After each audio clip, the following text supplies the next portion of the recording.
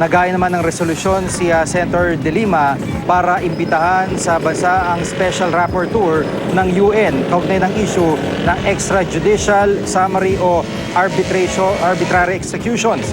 Sa Senate Resolution 153 na inihain ni De Lima kamakalawa, sinabi niyang nakakaalarma na ang bilang ng mga napapatay dahil sa droga mula noong July 1. Nagpahayag na rin daw ng pagkabahala ang EU at maging si US President Barack Obama. Hindi rin daw sapat na PNP, NBI o CHR ang mag-iimbestiga rito at kailangan nang pumasok ang third party. Sabi naman ni Senator Ping Lacson, hindi raw ba kayaya na tila inaamin natin sa buong mundo na hindi natin kayang ayusin ang sarili nating problema sa droga. Parang gusto raw palabasin ni De Lima na siya lang at wala ng ibang senador ang may karapatang maging objective.